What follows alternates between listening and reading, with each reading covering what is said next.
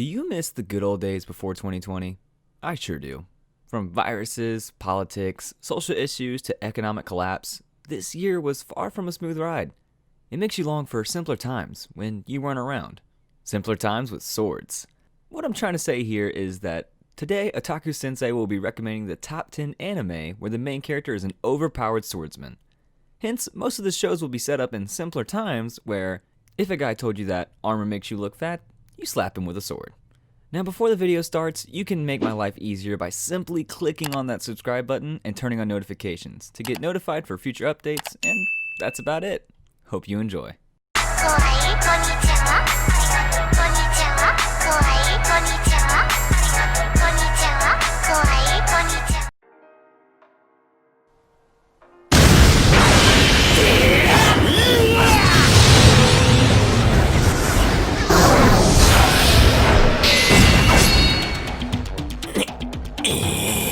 We start this list with a personal favorite, Sengoku Basura. During Japan's Sengoku period, several powerful warlords fought in politics and in arms with hopes of unifying the country. Nobunaga Oda had asserted himself as the most powerful of these rulers by possessing the strength and military resources necessary to conquer all of Japan. On the other hand, Shingen Takeda and his trusted warrior Yukimura Sanada led one of the main clans standing in Nobunaga's way. Sengoku Basura is a heavily fictionalized show of the Sengoku period of Japanese history, which makes total sense because I don't think there was a mecha flying over the battlefield of Sekigahara. However, if you want to know some sick Japanese historical figures' names to flex over your friends, then Sengoku Basura has got you covered. But beware while flexing, because numerous changes have been made to their histories.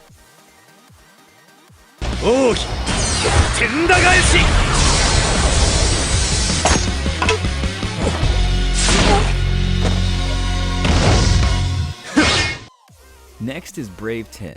Izanami, a young priestess of Izumo, is forced to watch as a group of evil ninja burn her temple to the ground and slaughter the people within, leaving her no choice but to flee into the forest to escape the same fate. By chance, she stumbles upon the Chad Saizo Kirigakure, a masterless ninja from the Iga school. The two travel to Ueda Castle to ask Yukimura Sanada for help. The story is set in the Warring States period. It follows Saizo and Izanami's journey through the war-laden lands in search of brave warriors to serve under Yukimura's banner, each possessing powerful skills of their own. Now if you watched Sengoku Basura and enjoyed it, then you might also like this superpower historically questionable show.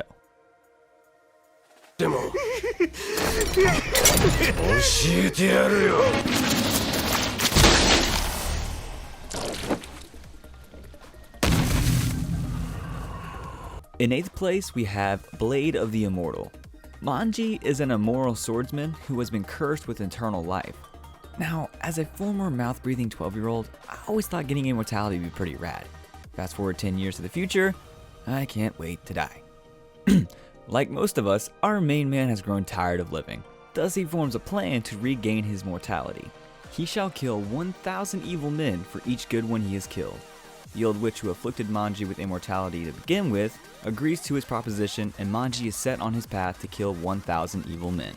On his journey, he meets a young girl, Rin, who has her own vengeance to seek against the sword school whose members slaughtered Rin's family. Rin and Manji journey together, each hoping to find some kind of peace. Worth mentioning, Blade of the Immortal aired back in 2008 with 13 TV episodes. Then it got rebooted in 2019 with 24 ONA episodes. Buddy.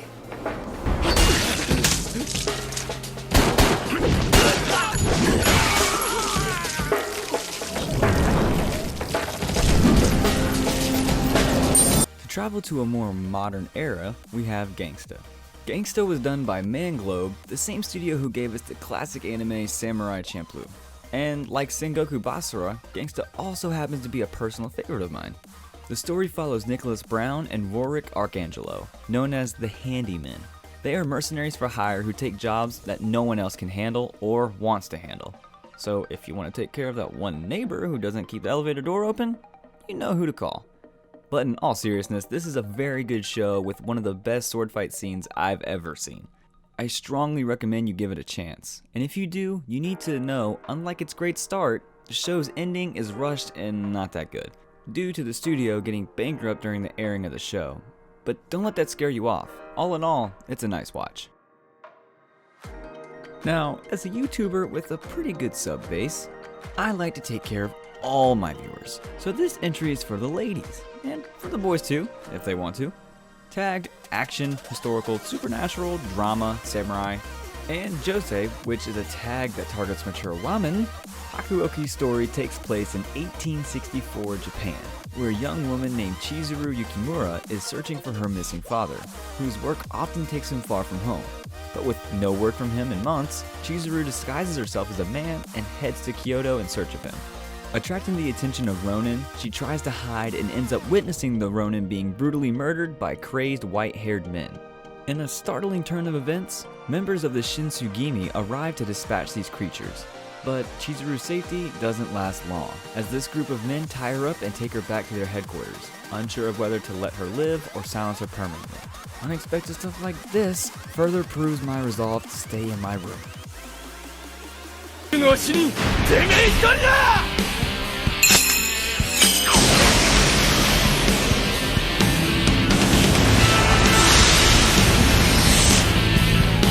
Roni Kenshin is up.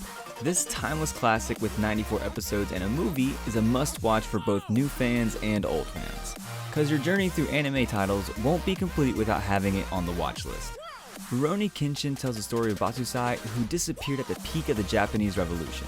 Since then, Batusai has abandoned his blood-stained lifestyle in an effort to repent for his sins. Now living as Kenshin Himura, a wandering swordsman with a cheerful attitude and a strong will. Vowing never to kill again, Kenshin dedicates himself to protecting the weak. Again, I can't put enough emphasis on this. Roni Kenshin is a must-watch.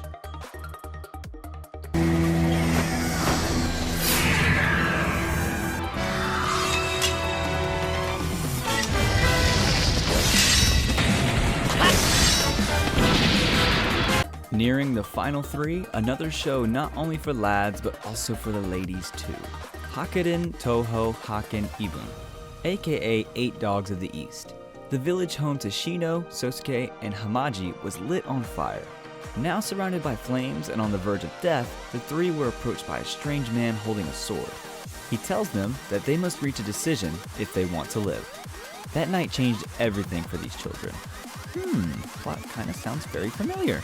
To a off-brand anime I stumbled on once. Either that or I'm just tired. But whatever the case, let's continue. 5 years later, the family of 3 now lives under the watchful eye of the small imperial church in a nearby village. All is fine until the church attempts to reclaim the demonic sword of Murasame. To accomplish this, they kidnap Hamaji to lure Shino, now a bearer of Murasame's soul, and Sosuke, who possesses the ability to transform into a dog. Other than cute boys, this show may be a fun ride for you if you're into supernatural stuff. And if you're not into it, then you can just search Purely Kiss and watch it in the dark like the degenerate you are.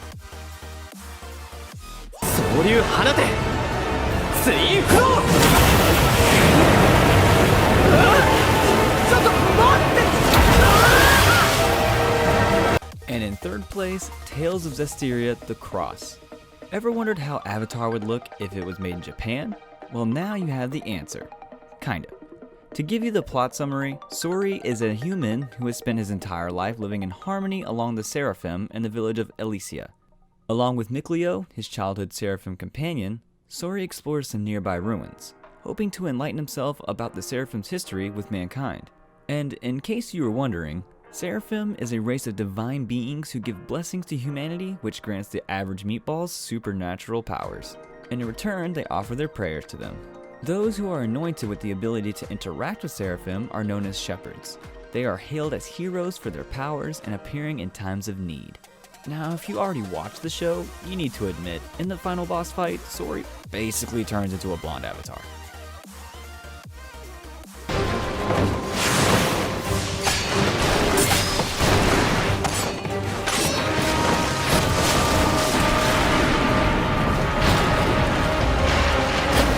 Originally made in 1969 and then rebooted in winter 2019, I don't know many people who are not familiar with the classic Doro. But just to be on the safe side, the land of the greedy samurai Lord Daigo Kagemitsu is dying, and he would do anything for power. his prayers are answered by 12 demons who grant him the power he desires, at the cost of his first son's life. Sheesh, and here I thought Dad making me go unwillingly to relative reunions was the darkest thing ever. When Kagemitsu's first son is born, the boy has no limbs, no nose, no eyes, no ears, nor even skin, yet still like a resilient cockroach, he lives. As such, they dispose of him in a river and soon forget about him. But as luck would have it, he is saved by a medicine man who provides him with prosthetics and weapons, allowing him to survive and fend for himself.